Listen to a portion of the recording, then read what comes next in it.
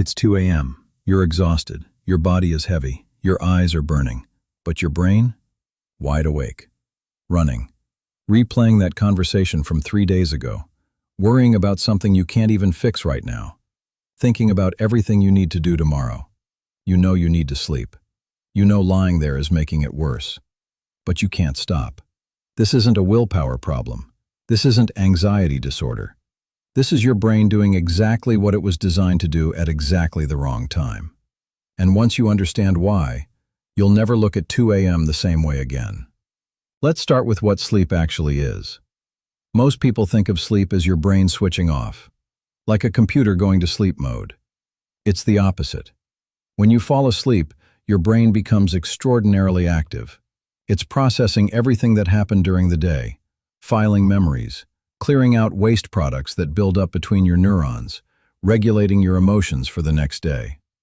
Sleep is not rest for your brain.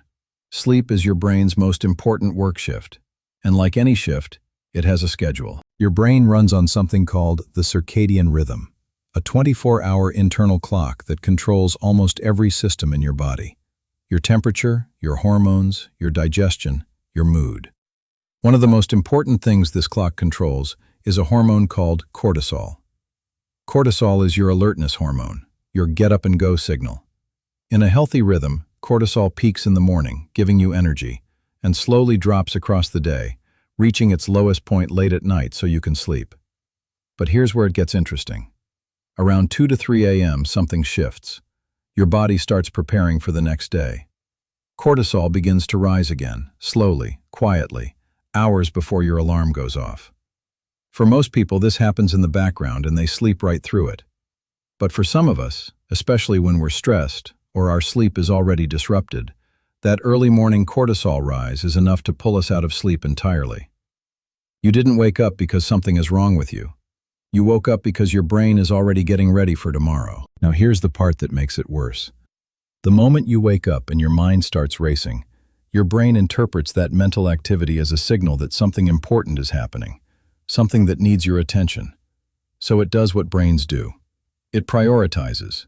It starts pulling up unresolved problems, unfinished conversations, things you're worried about. Not because it's trying to torture you, but because it genuinely believes it's helping. It's trying to prepare you. The problem is that 2 a.m. is the worst possible time for this. Your prefrontal cortex, that part of your brain responsible for rational thinking, perspective, and problem solving, is still partially offline. It hasn't fully woken up yet. So you get all of the worry and almost none of the rational processing that would normally put it into perspective. Everything feels bigger at 2 a.m., more catastrophic, more unsolvable.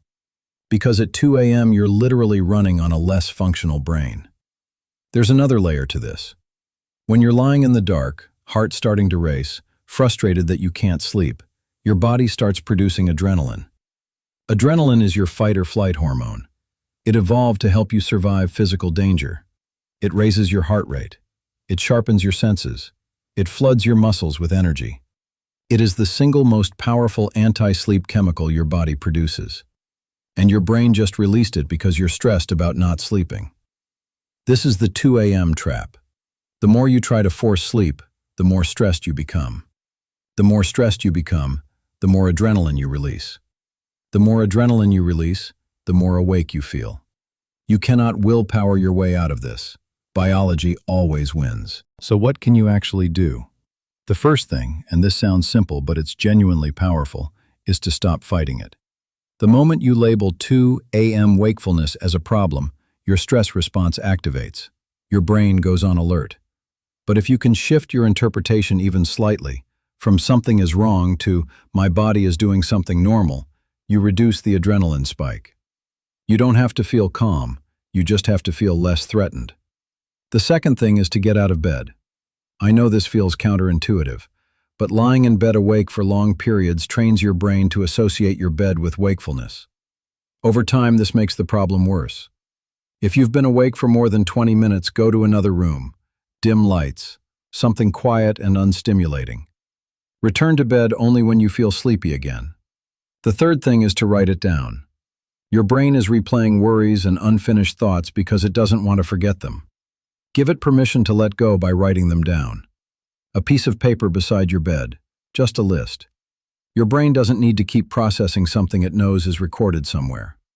The fourth thing, one that most doctors don't talk about enough, is to look at your pattern over time. A single night of broken sleep is biology. A pattern of waking at 2 a.m. every few nights is information. It's your nervous system telling you something about your stress load, your schedule, your emotional state. The people who handle it best aren't the ones who have perfect sleep. They're the ones who have learned to read their own signals. Your brain waking you at 2 a.m. isn't a malfunction. It's a message. The question is whether you're paying attention.